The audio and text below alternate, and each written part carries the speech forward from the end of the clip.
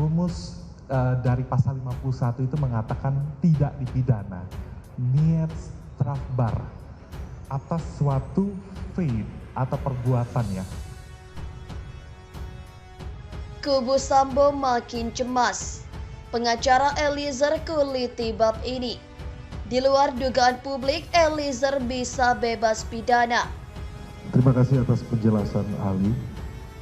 Kemudian, sebagai salah satu anggota tim pembahas KUHP dan tim sosialisasi KUHP, bagaimana rumusan perintah jabatan sebagai alasan pembenar dalam KUHP yang baru saja disahkan? Meski KUHP nasional tersebut baru akan berlaku 3 tahun kemudian. Tolong jelaskan, Saudara ahli. Baik, sebelum menjawab pertanyaan dari penasihat hukum, rumus dari pasal 51 itu mengatakan tidak dipidana niat strafbar atas suatu faith atau perbuatan ya.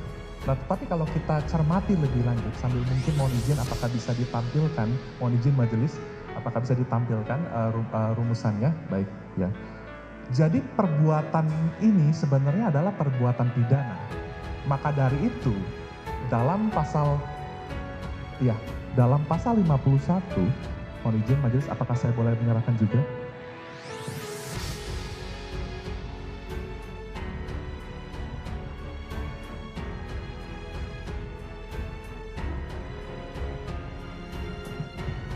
Izin mengulangi majelis. Jadi dalam pasal 51 ayat 1 ini yang dihapuskan adalah elemen melawan hukum. Berarti sebenarnya ada suatu perbuatan melawan hukum di sana gitu. Tapi memang rumusan awalnya adalah faith ya atau perbuatan. Nah, tapi dalam KUHP yang baru saja disahkan meskipun daya lakunya itu 3 tahun kemudian, tapi sekiranya ada nilai-nilai hukum yang mungkin bisa kita gali di sini. Dalam pasal 32 KUHP baru, setiap orang yang melakukan perbuatan yang dilarang. Jadi KUHP baru secara ekspresif verbis menyatakan bahwa setiap orang yang melakukan perbuatan yang dilarang karena adanya suatu perintah jabatan, maka dia tidak dipidana. Nah, lebih seperti itu. Nah, jadi ada penegasan dari KUHP bahwa perbuatan atau faith yang dimaksud dalam perintah jabatan atau amtelek default ini adalah perbuatan yang dilarang atau bisa dikatakan sebagai perbuatan yang bersifat melawan hukum atau wederrechtelijkheid. Demikian.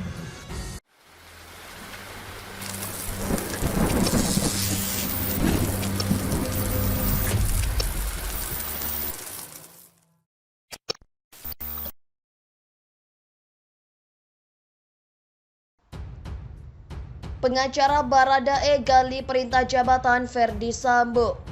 Berita1.com.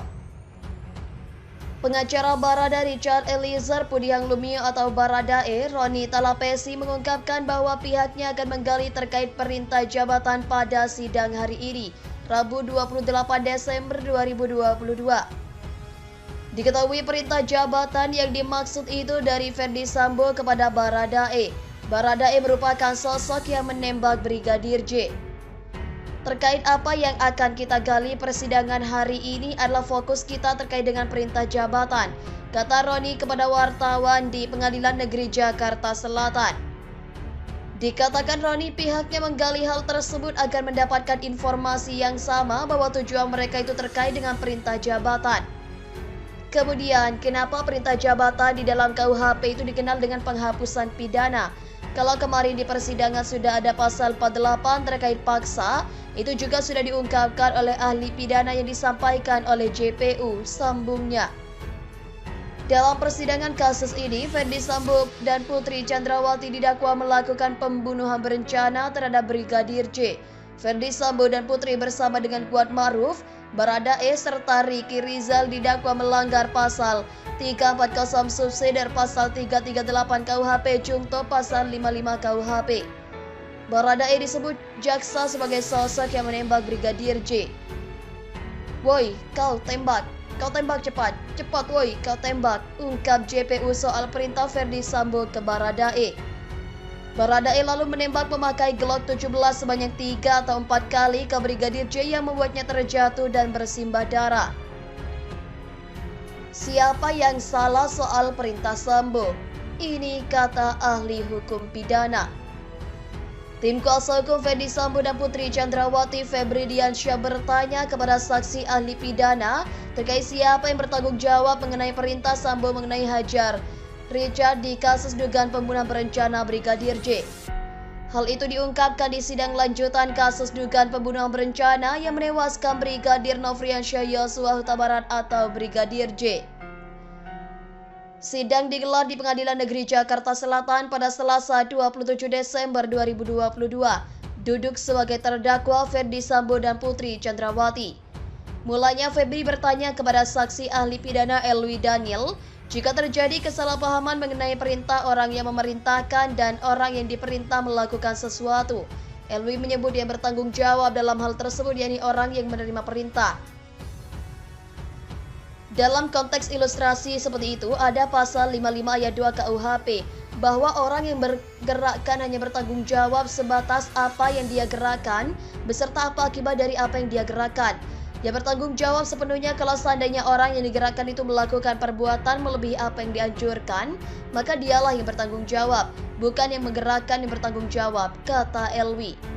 Kemudian Febri bertanya mengenai perintah hajar dari Ferdi Sambo kepada Barada Richard Eliezer atau Baradae. Saya berikan ilustrasi terkait hal ini. Orang yang menggerakkan mengatakan contohnya hajar, tapi orang yang digerakkan melakukan penembakan. Bahkan bukan hanya penembakan, tapi penembakan berulang kali yang menyebabkan kematian. Dalam konteks ilustrasi ini sejauh mana penanggung-jawaban penembak dan sejauh mana pertanggungjawaban pidana yang mengatakan hajar? Tanya Febri. Kalau ilustrasi seperti itu, maka pendapat saya yang harus didudukkan terlebih dahulu adalah pemahaman kata hajar. Apa yang disebut kata hajar itu? Apakah hajar itu dipukul, ditembak, atau dianiaya, atau bagaimana? Tentu hal ini harus diminta kejelasan pada ahli bahasa tentang apa yang disebut dengan kata hajar itu. Jawab Elwi. Mungkin biasanya di tengah masyarakat atau di institusi tertentu, apa yang dipahami dengan istilah kata hajar itu, sehingga apa yang dipahami itu saya kira bisa digunakan sebagai pedoman dari pengertian dari hajar, sambungnya. Diketahui Ferdi Sambo, Putri Chandrawati, Barada Richard Eliezer, Kuat Maruf, dan Ricky Rizal didakwa melakukan pembunuhan berencana terhadap Brigadir J. Mereka didakwa melanggar pasal 340 subsidiar pasal 338 KUHP junto pasal 55 KUHP. Ferdi Sambo juga didakwa melakukan perintangan penyidikan tewasnya Brigadir J. Hal tersebut dia lakukan bersama dengan Hendra Kurniawan, Arif Rahman Arifin, Kepotranto Baikuni Wibowo, Agus Nurpatria, dan Irfan Widianto. Mereka didakwa melanggar pasal 49 jungto pasal 33 subsidiar pasal 48 jungto pasal 32 ayat 1 Undang-Undang Nomor 19 Tahun 2016 tentang perubahan atas Undang-Undang Nomor 11 Tahun 2008 tentang informasi dan transaksi elektronik jungto pasal 55 ayat 1 ke 1 KUHP atau diancam dengan pidana dalam pasal 233 KUHP subsidiar pasal 221 ayat 1 kedua jungto pasal 55 ayat 1 ke 1 KUHP. Mohon pada pihak terkait, pihak yang berwajib dan pihak yang bersangkutan untuk mengklarifikasi kebenaran berita ini. Kami hanya melansir dan memberitakan, Andalah yang memutuskan.